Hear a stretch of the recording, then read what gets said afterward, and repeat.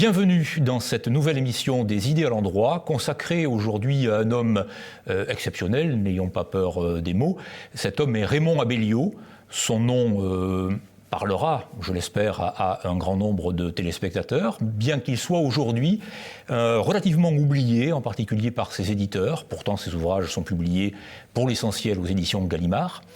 Abellio est né en 1907, il est mort en 1986, il est né à Toulouse, il est mort à Nice. Il est né dans un milieu très modeste et il a fait de brillantes études. C'est un petit garçon extrêmement brillant.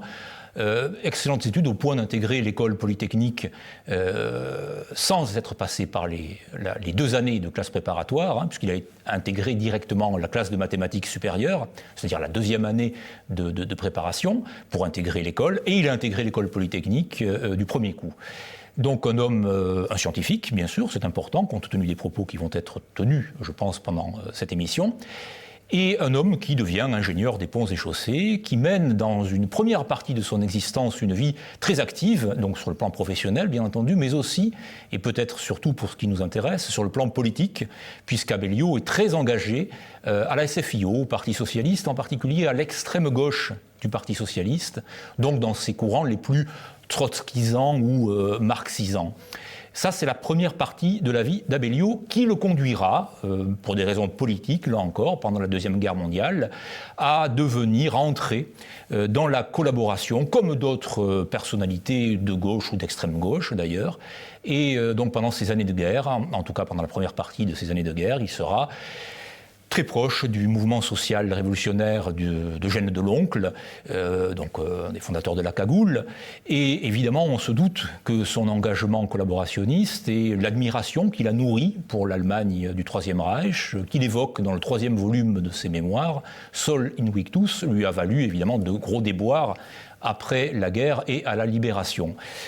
Première partie de sa vie, disais-je, parce que pendant cette période, donc de la Deuxième Guerre mondiale, se passe également un événement capital pour lui, qui va décider de la réorientation de son existence et d'un revirement. Pour employer les propres thèmes d'Abellio, il passera de l'homme de puissance, c'est-à-dire l'activiste, l'homme d'action, à l'homme de connaissance. Il deviendra un homme de la connaissance. Et en 1983, précisément, il fait la rencontre d'un érudit qui deviendra son maître spirituel, c'est la formule qu'il utilise, qui s'appelle Pierre de Combat. Et Pierre de Combat va l'initier au savoir traditionnel ou traditionnaliste, il va l'initier à René Guénon, il va l'initier à la gnose, il va l'initier à un certain nombre de sciences sacrées, dirait-on, et la vie d'Abellio en sera complètement réorienté, et à partir de ce moment-là, aussi bien dans son œuvre de romancier, puisqu'il a écrit plusieurs romans, de grands romans, publiés aux éditions Gallimard, à la collection Blanche, Heureux les Pacifiques, Les yeux d'Ézéchiel sont ouverts, La fosse de Babel, Visage immobile, mais aussi en tant que diariste, il a publié, toujours chez Gallimard, dans la collection Blanche, un volume de journal, de notes quotidiennes, journalières, de l'année 1971, mais également en tant que mémorialiste. J'ai évoqué Sol Invictus, ses mémoires sont publiées en 3 tomes, les 2 premiers chez Gallimard et les autres, Gallimard ayant refusé, pour les raisons que j'ai dites, son texte sur la période de la guerre sera publié chez un autre éditeur. Et puis des essais, évidemment, proprement philosophiques et métaphysiques, en particulier La structure absolue, Le manifeste pour la nouvelle gnose, qui est son dernier titre, ou bien Vers le prophétisme, là aussi publié chez Gallimard. Donc nous avons affaire avec Abellio à un esprit bien sûr très brillant, on peut dire, je pense, à un esprit génial, et à une pensée hors norme qui se situe dans la lignée de la pensée traditionnelle ou traditionnaliste, celle, disons, que René Guénon ou Julius Evola ont exposée, mais qui en diffère également de manière considérable sur bien des plans. Et c'est ce versant-là de sa pensée, donc sa pensée à proprement parler gnostique ou métaphysique, que l'on va essayer d'explorer. Avec vous, Jean-Charles Roux, vous êtes membre du bureau de l'association Raymond Abellio Recherche et Études, qui est basée à Toulouse, mais vous avez un site internet que l'on peut consulter, bien sûr, où l'on trouvera un certain nombre de vos articles, des articles que vous avez consacrés à Abellio, et vous avez participé également à plusieurs colloques autour d'Abellio. Et nous en parlerons également avec Raphaël Juan. Vous êtes conservateur des bibliothèques, vous êtes également un excellent connaisseur et un grand lecteur d'Abellio, à qui, je précise, vous avez consacré un article tout récemment dans le dernier numéro de la revue Crisis, qui s'intitule « Abellio, philosophe méconnu ». Point d'interrogation. Hein. Voilà. Alors on va essayer de le rendre peut-être un peu moins méconnu ou un peu plus familier des téléspectateurs éventuellement. Alors, pour essayer d'entrer de manière fût-ce assez superficielle dans l'œuvre d'Abellio, il me semble qu'un moyen utile peut-être de partir de ce qu'il appellera lui-même son présupposé fondamental, son postulat de base, qui est celui de l'interdépendance universelle. Abellio va penser à partir de ce principe-là. Alors, qu'est-ce qu'il entend par interdépendance universelle, Jean-Charles Roux ?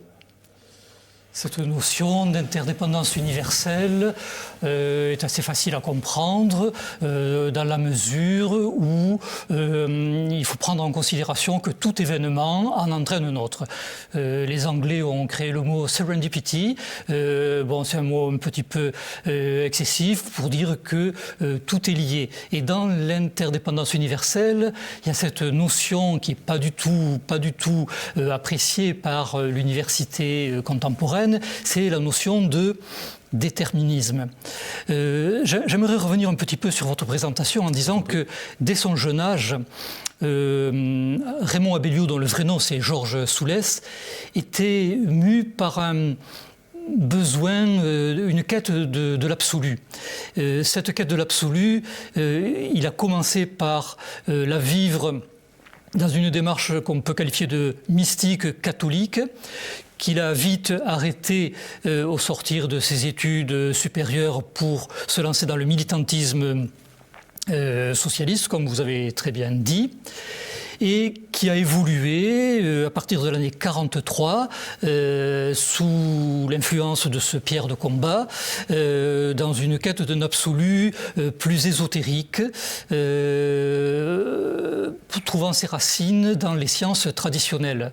Et parmi elles, la Kabbale, la connaissance de la langue hébraïque. Alors justement, c'est quand même très étrange parce qu'il y a effectivement cette quête d'absolu, cette quête de connaissance, de savoir, et cette focalisation première sur les sciences traditionnelles, sur les sciences sacrées, disons, ou la connaissance sacrée, comme dira René Guénon.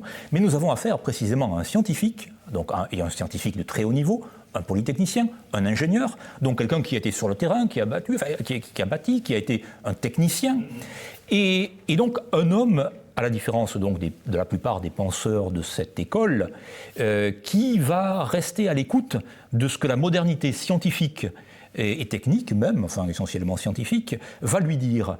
Et c'est un paradoxe en fait, hein, c'est-à-dire que lui se défendra toujours d'une optique qu'il considérera comme réactionnaire, l'optique guénonienne, disons, c'est-à-dire qu'on ne veut rien savoir des sciences modernes, on ne veut rien savoir de l'Occident, on est en plein âge sombre, etc. Lui, pas du tout.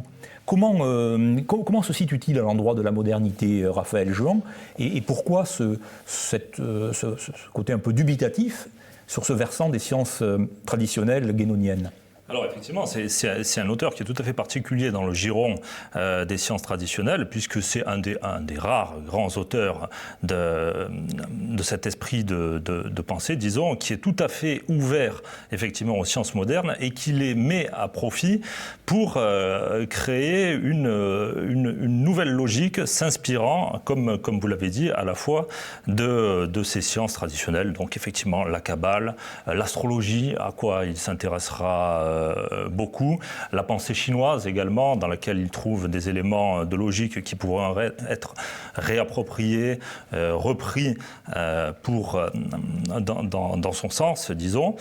Et effectivement, cette science moderne est tout à fait capitale pour lui, dans la mesure où c'est ce qu'il explique dans un essai de 1973 qui s'appelle « La fin de l'ésotérisme », cette science permettrait donc la physique quantique, la théorie de la relativité, le bootstrap, permettrait de valider finalement les intuitions traditionnelles les plus primordiales. Donc c'est vraiment en ce sens on ne peut pas distinguer chez lui vraiment l'appétence scientifique et l'appétence traditionnelle. Les deux sont absolument corrélés, se mélangent pour créer une nouvelle logique qu'il appellera la structure absolue, dont on parlera sans doute plus tard. Oui, plus tard, alors on en parlera je pense un peu plus tard, parce qu'il faudra peut-être d'abord voir quel est le point de départ philosophique de cette structure absolue, qui est une notion un peu complexe.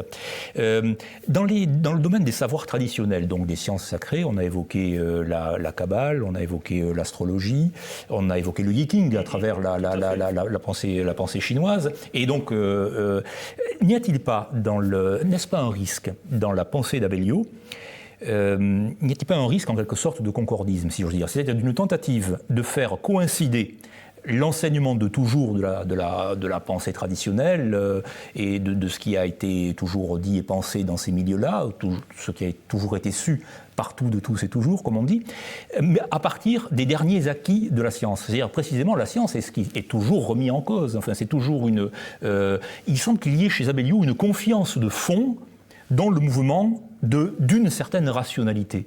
Vous êtes d'accord avec ce jugement ? Cette confiance de fond, le mot me paraît tout à fait juste, tout à fait approprié. Disons qu'il a un regard de très loin. Il embrasse l'évolution de la pensée depuis ses débuts en étudiant ce qui a caractérisé la pensée de la Renaissance et pour arriver au XXe siècle. Je vais raconter une petite anecdote, à savoir que lorsque la NASA a envoyé les premiers humains sur la Lune, en juillet 69, et qu'il y a eu les premiers pas de l'homme sur la Lune, il n'y avait qu'une seule chaîne de télévision, et il avait été invité, au titre d'autres personnes, à commenter l'événement sous l'angle à la fois du scientifique et du philosophe. C'est assez étonnant, je devais avoir 14 ou 15 ans, donc j'en ai pas un grand souvenir, mais dans les bibliographies qui se rapportent à lui, le fait est mentionné. C'est assez curieux parce qu'à la même époque, mais ça nous entraînerait trop loin, Heidegger, lui au contraire, reste chez lui, se ferme dans sa maison et ne veut absolument rien savoir de ce viol spatial, en quelque sorte, plus un viol spatial qu'un vol, c'est-à-dire que c'est évidemment un accroissement de la domination technique, etc.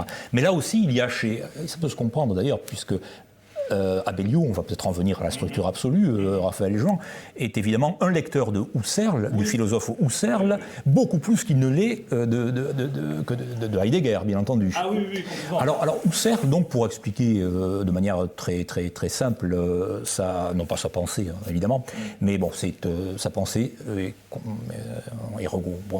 se subsume sous le terme de phénoménologie. Donc Abellio lit Husserl et se passionne pour la phénoménologie, et il va y trouver de quoi se nourrir, non seulement sur un plan métaphysique, mais aussi sur un plan spirituel. Et tout ceci va être formalisé par lui, par cette fameuse structure absolue. Donc, je le rappelle, un livre publié aux éditions Gallimard, je crois en 2 volumes, c'est une somme, enfin. Donc, c'est quoi cette structure absolue ? Alors, la structure absolue, essai de phénoménologie génétique, c'est le titre complet du livre. La structure absolue, c'est un modèle, c'est un schéma. C'est quelque chose qui peut faire penser au diagramme qu'on retrouve parfois dans les sciences de la gestion, qui se présente sous forme de croix, donc qui contient 4 pôles qui dialoguent entre eux. Abellio définissait la structure absolue comme une double contradiction croisée. Donc voilà, ça c'est vraiment le fait de la structure absolue qui permet de retrouver, de rendre grâce finalement à la dynamique du monde tel qu'il la concevait. La structure absolue est à comprendre absolument à travers le présupposé de l'interdépendance universelle. On en revient à ça, l'interdépendance universelle est vraiment le socle de la réflexion d'Abellio. Effectivement, tout est lié. dans la cosmologie, il n'y a pas de début, il n'y a pas de fin. Il reprend les thèses d'un Fred Hoyle, qui est aujourd'hui un petit peu oublié, qui est l'inventeur du terme Big Bang pour le critiquer. Et donc, c'est quelqu'un qui considérait l'histoire cosmologique comme finalement un éternel présent et comme un état stationnaire d'un point de vue scientifique. Abellio se situe dans le même état d'esprit. Il considère effectivement que l'histoire, les événements, notre rapport au monde a à voir avec quelque chose qui serait de l'ordre de l'éternel présent. Oui. Tout nous engage, le fait de lever le bras ou de faire le moindre geste, fondamentalement, a une influence, un impact, ne serait-ce qu'infinitésimal, sur le reste du monde. Donc ça, il peut rejoindre par certains côtés Jean-Paul Sartre avec ses fameuses, évidemment, théories de l'engagement selon lesquelles tout nous engage, nos moindres mots, etc. Donc c'est à la fois une philosophie qui est extrêmement pesante, finalement, puisqu'on est engagé dans tout. Le libre arbitre n'existe pas. Donc Abellio nie complètement le libre arbitre. C'est une pensée qui est absolument déterministe et qui, de par ce fait, presque contradictoirement, nous libère de l'ensemble des événements. Donc libre arbitre et liberté à mettre en regard chez Abellio, il me semble, à travers ce modèle qu'est la structure absolue. Donc. Il y a également chez Abellio, et c'est tout à fait en lien avec ce que vous venez de dire, Raphaël Juan, donc cet aspect, disons, très intellectuel, métaphysique, gnostique, etc., mais c'est aussi un homme d'expérience. Je veux dire par là, et j'y songeais quand vous avez présenté, Jean-Charles Roux, cette enfance chrétienne, catholique de Raymond Abellio, il y a une expérience du monde qui lui est rendu possible à travers un changement de regard, à travers une conversion du regard, à travers la phénoménologie essentiellement. Mais il relate, quand il est en Suisse, peu après la Deuxième Guerre mondiale, il a dû quitter la France suite au déboire auquel je faisais allusion au début de l'émission, et il évoque une chaîne de montagnes, et il dit, voilà, cette chaîne de montagnes, je l'avais vue 100 fois, mais je ne l'avais jamais regardée. Et donc il y a chez Abellio également une expérience du monde qui tourne autour non pas de l'extase mystique et donc de la voie que l'on pourrait dire dévotionnelle ou en tout cas de la religion classique, traditionnelle, mais de ce qu'il appelle, lui, l'enstase. C'est-à-dire ce n'est pas l'extase, ce n'est pas une explosion vers le grand autre, mais c'est un recueillement vers l'homme intérieur. Est-ce que vous pourriez nous en dire un peu plus sur ce mouvement-là, cet homme intérieur, qui est-il, ce regard intérieur, quel est-il ? Alors, je vais répondre à cette question en reprenant le propos de Raphaël Juan. Il y a chez lui un ancrage dans le temps et il vainc, si vous voulez, le déterminisme par l'intensification de sa perception de l'instant présent. Alors, effectivement, c'est bien cela, l'instase, où l'individu prend vraiment conscience de ce qu'il vit. Une autre expérience plus que triviale de cette instase, c'est l'acte d'amour, où il dit que c'est là où vraiment on est au cœur de l'instant présent. C'est peut-être une évidence, mais voilà, c'est l'exemple même, la réduction du vécu. Et alors cet ancrage dans le temps connaît l'instant présent, mais peut se projeter dans le futur. L'homme Abellio développe un discours prophétique. Voilà, et sous ce terme, important. Oui, je vous en prie. Et sous ce terme, il arrive à anticiper, je ne veux pas dire des événements, car ce serait un petit peu basique, mais la tendance qui conduit l'humanité. cette tendance le rend extrêmement critique pour le temps présent. Ce qu'il dit de la vie en France ou aux États-Unis dans les années 80, les dernières années, peut s'appliquer parfaitement aujourd'hui, en 2022, puissance de 2 ou 3, car on n'est pas encore sorti dans cette tendance qui met en cause le sens de l'existence pour les hommes, mais aussi pour les femmes. Cette évolution, cette perspective, cette orientation vers le futur est relativement, sévère, car c'est un jugement. C'est un jugement un jugement moral sur notre époque, dont nous payerons fatalement le prix. Oui, pour rebondir sur cette notion d'anstase, effectivement, c'est un néologisme qui est développé par Mircea Eliade dans ses livres qui traitent du yoga. On sait que Mircea Eliade était un grand pratiquant du yoga, il a été en Inde, etc. Et c'est effectivement cette réintégration de la divinité, de la déité en soi, de ce qu'il y a de divin dans le cosmos en soi. Donc on ne se pulvérise pas vers l'extérieur, mais vraiment il y a cette idée de réintégration. Et Abellio parlait d'anstase pour ce qui concernait plus précisément effectivement la conversion phénoménologique. Il voyait dans la phénoménologie husserlienne le véritable yoga de l'Occident, c'est-à-dire la connaissance pratique qui permettra à l'homme de l'avenir d'accéder à une nouvelle transcendance. Fondamentalement, il me semble que c'est ça. Mais la transcendance, alors Husserl parle du transcendantal, tout tourne autour de l'idée de la conscience, de la conscience humaine. Et ça, c'est fondamental. C'est-à-dire que c'est un autre niveau de conscience. Et c'est à une autre conscience qu'Abellio en appelle avec Husserl. Tout à fait, c'est ça, c'est une autre idée de conscience qui recouvre, qui réenglobe finalement l'intégralité du sens du monde à un moment donné, et qui est aussi, là encore on en revient à cette idée d'éternel présent qui englobe la totalité de l'histoire invisible, on pourrait dire finalement. Il va reprendre le grand concept d'époqué créé par Husserl, qui désigne cet état de conscience de conscience. On va parler de suspension du jugement, mais c'est un état très difficile à acquérir. Ça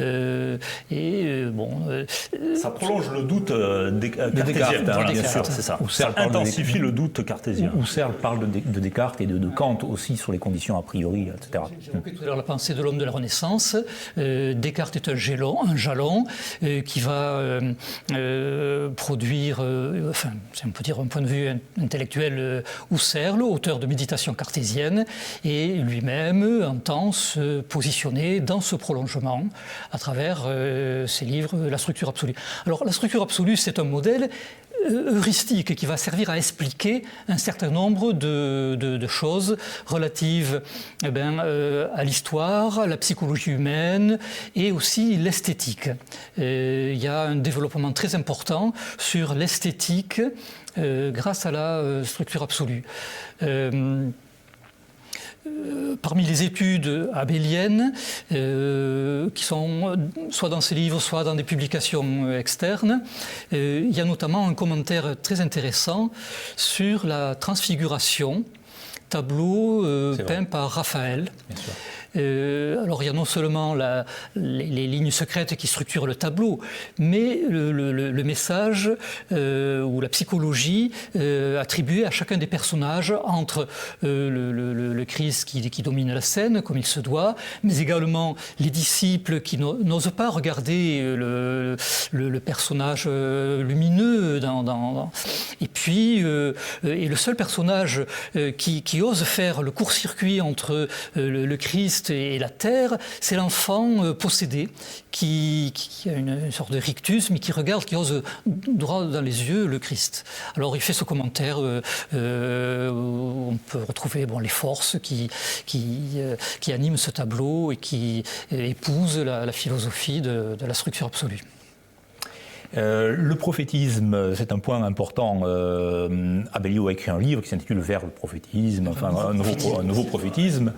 Et dans son dernier roman, Visage immobile, il se montre lui-même très prophète. Je veux dire par là que sur 2 points au moins, c'est aussi assez étrange, c'est-à-dire la Chine et le terrorisme, Abellio va très loin. Enfin, je dis, voit très loin. Et je rappelle qu'il meurt en 1986.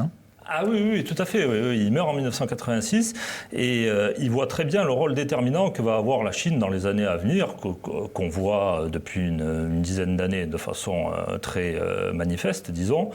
Il situe également des projets d'attentats à New York, dans Visage immobile. Donc il y a un aspect prophétique.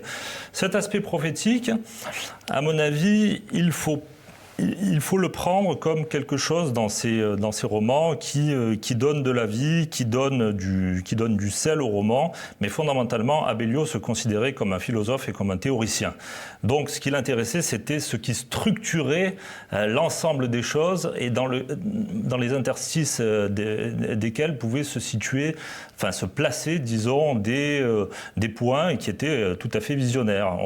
Donc on a parlé effectivement de la Chine et du terrorisme. On peut également penser de l'opposition fondamentale qu'il attribuait à la gnose, là, on n'en a pas encore parlé, de la gnose abélienne, face à la mystique. La gnose abélienne, c'est essentiellement tourné tout de même vers quelque chose de viril, de solaire, qui repose sur non pas des symboles interprétables un peu trop facilement, mais sur des supports mathématiques, sur donc effectivement le Yi-King, l'arbre des séphirotes, l'astrologie, la numérologie également, et la mystique, par opposition, c'est ce qui relève d'une féminisation passionnelle. Oui. Et il voyait tout de même deux blocs propres à chacun de ces attributs. C'est pour la gnose le monde juif et pour la mystique le monde islamique. Prenant plutôt parti tout de même d'un point de vue, là encore, métaphysique, pas d'un point de vue vraiment politique, pour la gnose juive qu'il voulait régénérer par le Christ. Oui, ce qui est assez paradoxal, parce que la gnose islamique, en particulier du côté de l'Iran et de la Perse, est évidemment très développée. Et d'ailleurs, c'est très curieux parce que, mais bon, ce serait quand même sans doute un peu long d'évoquer ces questions-là, mais Henri Corbin, qui était le grand spécialiste de la gnose islamique, a rencontré, je crois, à 2 reprises Abellio, mais il ne s'est pas vraiment passé quelque chose de... Non, hein, c'est quelque chose qui n'a pas fonctionné entre ce qui est quand même... Enfin, c'est assez étrange. Parce qu'Abellio aurait très bien pu s'ouvrir à ce domaine-là également, mais il ne le fait pas. C'est possible que ce soit aussi par réaction à la réaction, finalement. La gnose islamique étant vue à travers Guénon comme quelque chose de profondément réactionnaire qui voulait retourner vers un état d'antériorité. La gnose juive, à l'inverse, étant beaucoup plus ouverte sur les potentialités de la modernité. Et Abellio voulait... Enfin, il y a vraiment une césure entre Abellio et d'un côté Evola et Guénon de l'autre. C'est comme on l'a dit précédemment, ce rapport à la modernité qui est beaucoup plus ouvert chez Abellio et auquel il tient. Il cherche à rester dans une dynamique créative et ne pas se contenter de répéter d'anciens textes de façon complètement sclérosée. Puis il met cité Husserl également disant que toute époque, quand on y regarde de près, peut être une grande époque. Et il se situe, lui, dans cette perspective-là. Ce qui n'est pas possible, Guénon ne peut pas dire ça. Enfin, c'est ça, et puis il y a quelque chose d'intéressant à dire, il me semble, c'est qu'Abellio ne voit les choses...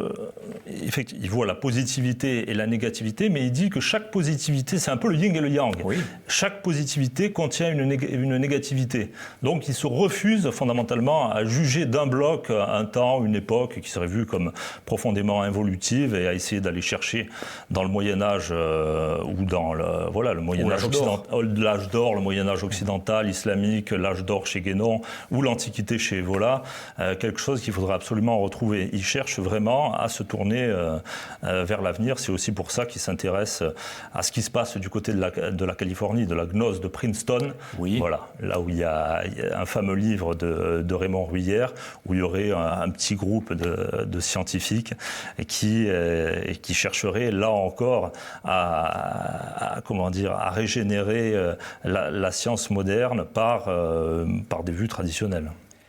Alors j'en reviens à cette question qui me paraît importante chez Abellio. Vous avez évoqué donc cette enfance chrétienne, catholique, vous avez évoqué ce tableau de la transfiguration et du commentaire qu'en a donné Abellio.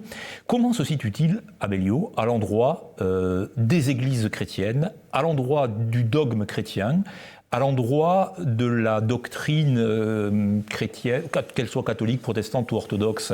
Est-ce que c'est un positionnement... Enfin, son positionnement est très singulier. Autrement dit, est-ce qu'on peut dire qu'Abellio se rattache à une forme d'ésotérisme chrétien, ou bien est-ce encore autre chose? Quel est son positionnement à l'égard du christianisme? Oui, la notion d'ésotérisme chrétien me semble tout à fait juste. C'est un homme qui a étudié les Écritures, les textes sacrés, qu'il connaît bien, qui les cite très régulièrement. Cela dit, il ne dit pas tout. Il y aurait par exemple... il cite Saint Paul avec sa notion de l'homme intérieur qui rejoint cette notion d'anstase. Alors, pour répondre à votre question, c'est un homme qui est très sévère par rapport à l'Église catholique que nous avons depuis Vatican II, c'est ça qu'on l'appelle. Bon, en disant que les prêtres ne croient plus à la sacralité du rite et de leurs gestes. Enfin, il a des propos de ce type. Il se trouve que j'ai lu le journal de Gabriel Masneff, et ils se trouvent tous les deux à une sépulture d'une personne. Et seul Raymond Abellio, dans les années 70, fait le signe de la croix. Par respect, alors que personne dans le groupe n'avait osé le faire.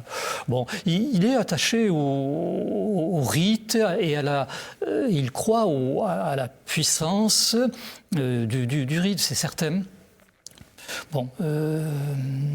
Est-ce qu'on peut dire que Abellio, comment Abellio se situe-t-il à l'égard de la question de l'initiation? J'ai parlé de cette rencontre avec Pierre de Combat, donc en 1943. C'est en même temps un homme très indépendant. C'est un homme qui n'est pas affilié. Enfin, il a été à un moment affilié à la franc-maçonnerie, mais je crois que ça a été un échec. Oui, très peu de temps. Ouais. Donc c'est un homme très, très solitaire, disons. Un homme qui poursuit son œuvre et sa pensée. Est-ce qu'on peut interpréter son parcours, voir ses romans? Vous évoquiez la tradition biblique, et je trouve qu'un grand nombre de ces romans, sauf le dernier peut-être, tous sauf le dernier, se réfèrent à des formulations bibliques. Les yeux d'Ézéchiel sont ouverts, la fosse de Babel, heureux les pacifiques, ce sont des romans initiatiques. Il y a une initiation, une pensée de l'initiation chez Raymond Abellio. Je crois qu'il dit cette phrase que le terme même d'initiation est une notion initiatique. Ça veut dire qu'il faut avoir, des éléments suffisants pour le comprendre. Pour l'illustrer par la phrase de Matthieu, celui qui a, il lui sera donné, et celui qui n'a pas, ce qu'il croyait avoir lui sera enlevé. C'est un peu ça. Il faut des présupposés, il faut des éléments pour avancer. Alors en ce qui le concerne, on a évoqué sa rencontre avec le maître spirituel, mais il dit très bien que pendant 2 ans, il s'est battu, c'est un terme qu'à prendre sous le plan théorique, il s'est battu contre ses idées, mais en fin de compte, il a emboîté le pas. Et j'aimerais citer la phrase qui vient de très loin, la phrase citée par Chateaubriand dans La vie de Rancé et qui sert d'introduction, d'épigraphe, à son Invictus. Il faut aller où Dieu nous mène et ne rien faire lâchement. Donc, aller où Dieu nous mène, c'est, bien entendu, on n'a pas trop le choix, on obéit au déterminisme qui nous pousse. Mais en même temps, ne rien faire lâchement, c'est avoir cette conscience qui nous permet quand même, sur le moment, de dire, bon, tel acte est à faire et tel autre... Agis l'acte à agir sans te soucier des fruits de l'acte. C'est une phrase de la Bhagavad Gita à laquelle il se réfère fréquemment. Il y a un certain fatalisme, effectivement, quand même, chez Abellio. Ce qui est et ce qui doit être sera. Là encore, il se détache du jugement à travers cette façon de voir les choses. Et pour répondre à votre question, je suis d'accord. Il y a dans les romans d'Abellio une portée initiatique qui est tout à fait certaine, que à mon modeste niveau, j'ai ressenti. Et pour donner un exemple personnel, il me semble que Abellio initie dans la mesure où il fait passer un certain nombre de personnes, dont lui évidemment, de la politique à la gnose. Son initiation, c'est vraiment de faire passer l'agitation quotidienne, le fait de bricoler dans l'incurable, comme a pu le dire Sioran, vers une étape de conscience, comme on l'a déjà dit, et d'intuition, de sens plus fine, supérieure, et qui permettrait de voir les choses de façon plus englobante. Donc oui, il y a un aspect effectivement initiatique à la pensée de Raymond Abellio, ne serait-ce que par ces points. Mais cette initiation, comme on l'a dit également, ne passe pas par des petites sociétés secrètes, par la franc-maçonnerie, par la Rose-Croix. C'est vraiment de l'initiation intérieure. C'est de la conversion du regard. C'est quelque chose de très intériorisé qui concerne avant tout des hommes en quête de liberté. Comme lui, à mon sens, Abellio, c'est un grand aventurier de l'esprit. S'il faut retenir quelque chose d'Abellio, c'est quelqu'un de libre, par certains côtés de libertaire également, qui a une pensée d'une indépendance totale. D'ailleurs, il n'a été récupéré par personne. Il est extrêmement peu lu. C'est à mon sens... Il n'y a pas de disciple, il n'a jamais cherché à avoir de disciples. Il n'a jamais cherché à avoir de disciples. Parmi les grands personnages qui se sont intéressés à l'ésotérisme, on pense à Jung, on pense à Guénon et Vola, dont on a déjà pas mal parlé. Abellio est celui qui est malheureusement le moins lu, alors que de mon point de vue, c'est sans doute celui qui présente le plus grand intérêt, la plus grande diversité, la plus grande force, le plus grand dynamisme des idées et la plus grande capacité à être intégré par des personnes en quête de liberté. À mon avis, c'est ça qu'il faudrait retenir de l'Abellio initiateur, quitte à s'en détacher, évidemment. Abellio ne cherchait pas de disciple. À mon avis, le meilleur disciple d'Abellio, c'est évidemment celui qui s'en détache, qui intègre sa pensée, qui intègre sa façon de voir le monde. On pense évidemment à la structure absolue, à sa typologie des femmes. Bon, c'est des choses sur lesquelles on peut... qui sont critiquables. J'aimerais le citer. Une phrase ultra simple, il dira « Le sage ne s'indigne jamais ». L'indignation est le plus grand péché, pire que le mensonge. Voilà, par exemple. D'où ça permet d'expliquer le titre du dernier tome de sa trilogie romanesque, « Visages immobiles ».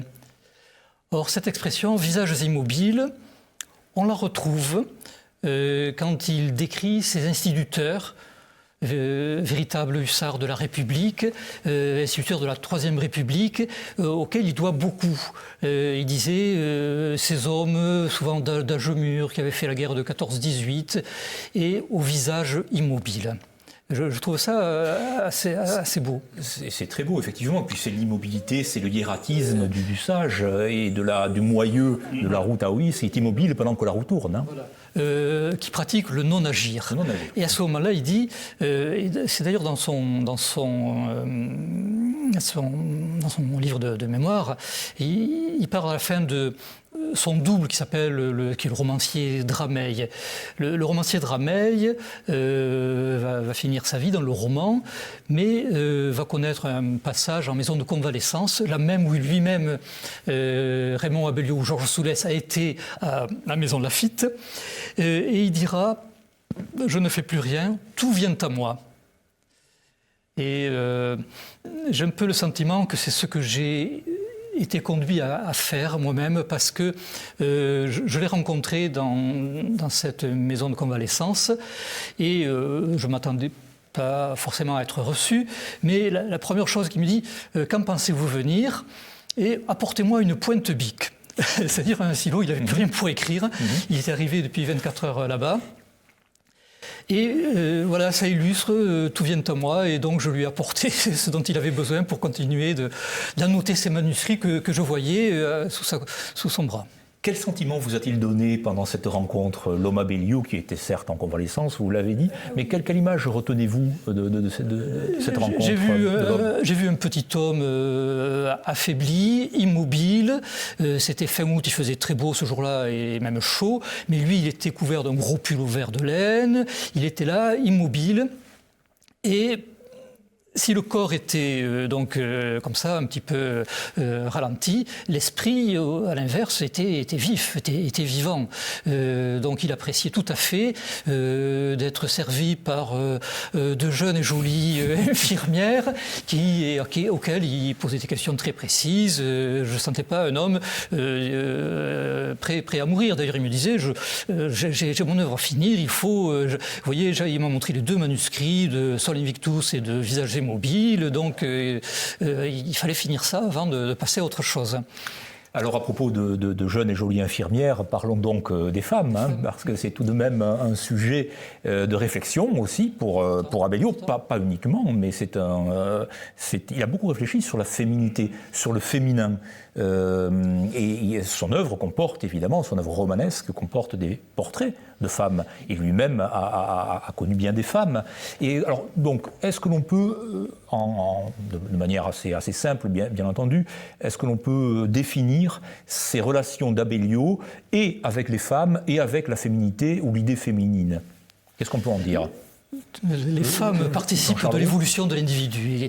Par exemple, il raconte qu'au même moment où il fait la rencontre de ce Pierre de combat, son maître spirituel, il fait la rencontre d'une jeune femme qui va être sa maîtresse pendant quelques temps et il va trouver chez elle, comme chez lui, une espèce de sens d'abandon au destin, de amor fati, amour du destin. Cela dit, c'est vrai qu'il a eu, pour des raisons tout à fait compréhensibles, une découverte de la féminité assez tard. Cela dit, dans les... voilà, oui, c'était... il s'est rattrapé par la suite, disons. Il a eu notamment, quand il était à Paris, sous l'occupation de très nombreuses maîtresses.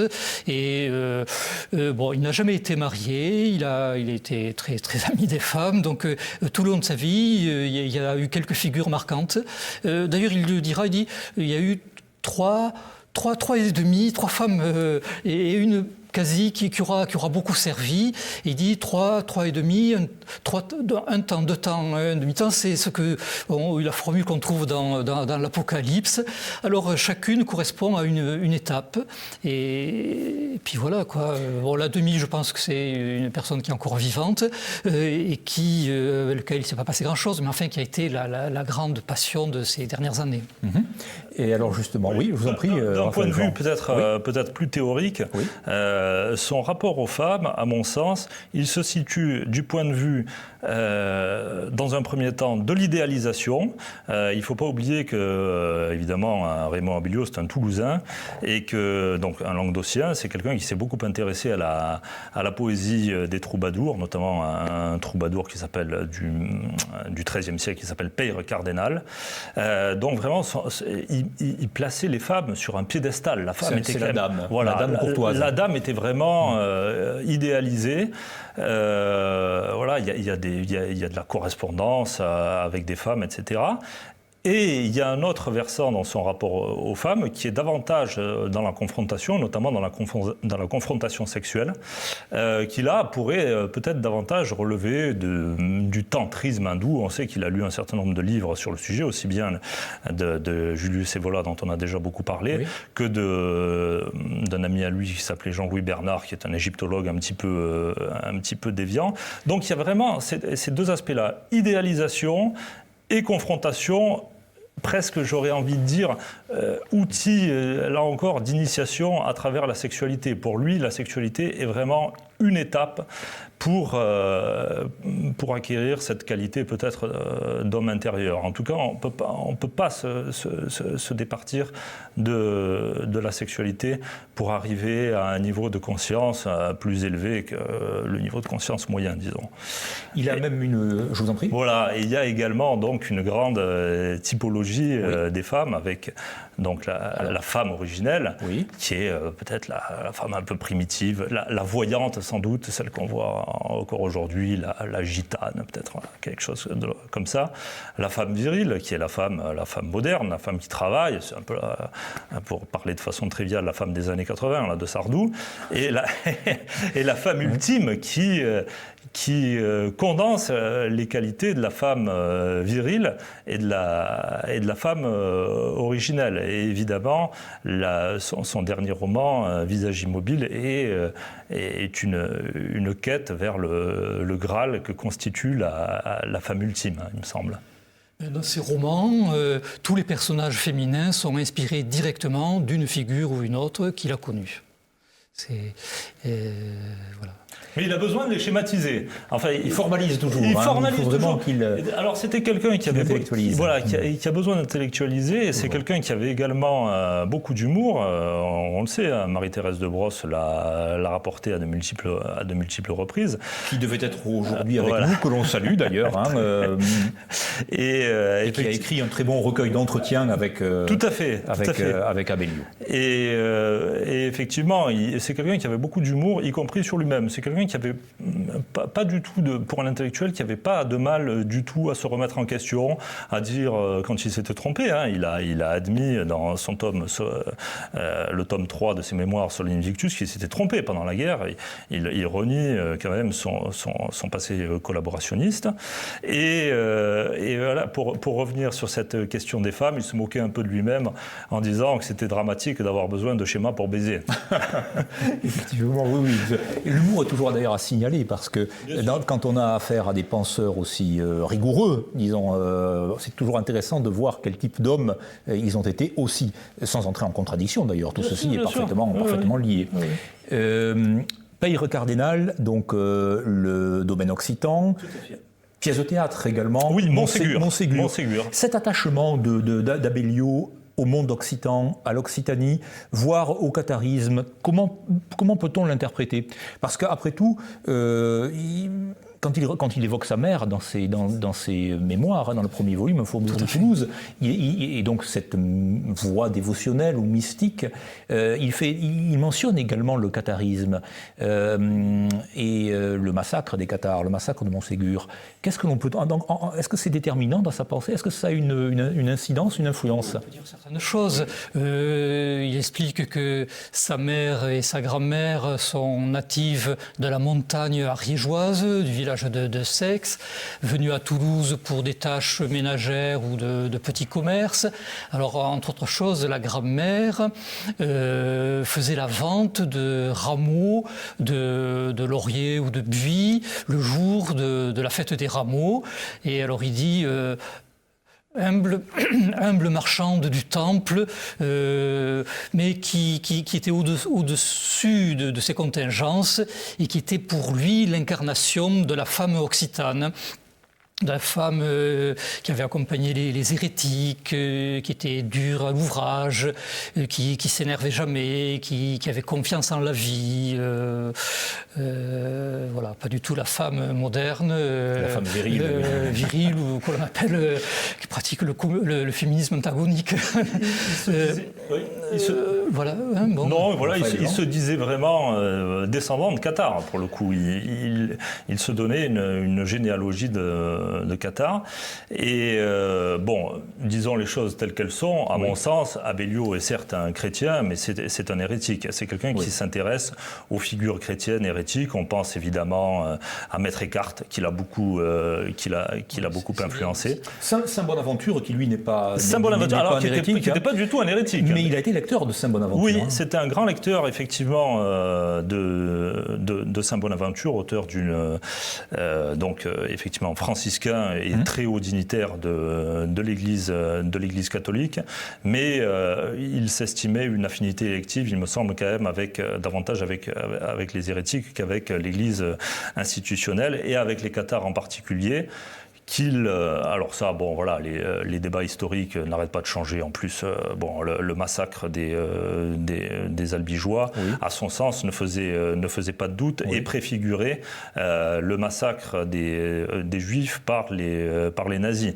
Ce qui a fait peut-être qu'ils se soient sentis, encore une fois, en affinité supérieure avec le peuple juif par la suite et à travers la mémoire des persécutions.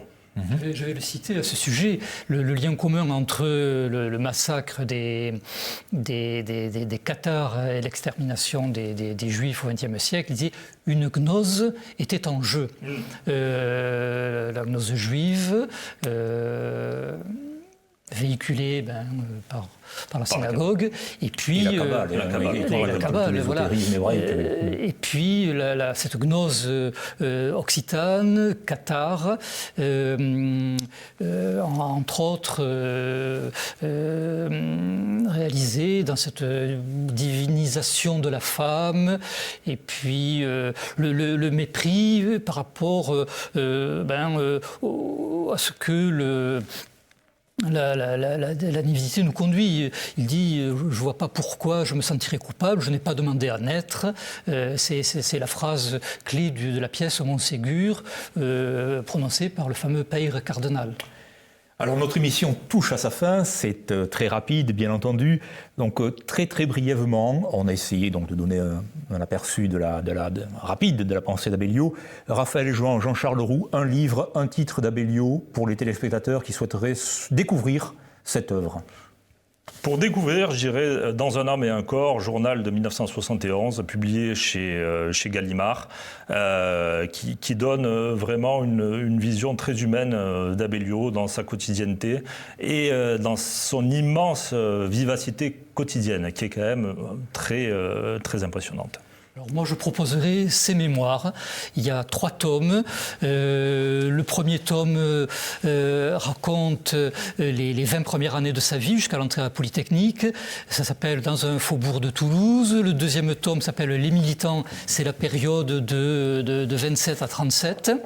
Et puis le troisième tome, Sol Invictus, le titre est un clin d'œil à sa propre vie. Sol, c'est lui-même, c'est Soulès. Le soleil, c'est Soulès. C'est Soulès, c'est lui, évidemment. Il a trouvé un titre remarquable. C'est précisément les années, fin des années 30, jusqu'au début de 1950, à peu près. C'est la Renaissance, le solstice d'hiver. Voilà. Donc ces 3 tomes, c'est pas que des mémoires, c'est de la philosophie sur l'histoire et c'est un développement de sa pensée de façon générale. Une réflexion sur l'histoire invisible. Merci beaucoup, messieurs. Merci à vous tous d'avoir assisté à cette émission. J'espère qu'on vous aura au moins donné l'envie de découvrir cette grande œuvre, cette grande pensée et ce grand écrivain également. On n'a pas insisté, ce n'est pas l'esprit de l'émission, sur les qualités de styliste et d'écrivain d'Abellio. Mais en tout cas, je ne peux que vous encourager à vous plonger dans cette œuvre et à découvrir cet homme, je crois, qui fut un esprit particulièrement aigu au XXe siècle et qui nous aide à penser également le siècle dans lequel nous sommes et peut-être même les siècles à venir. Merci beaucoup.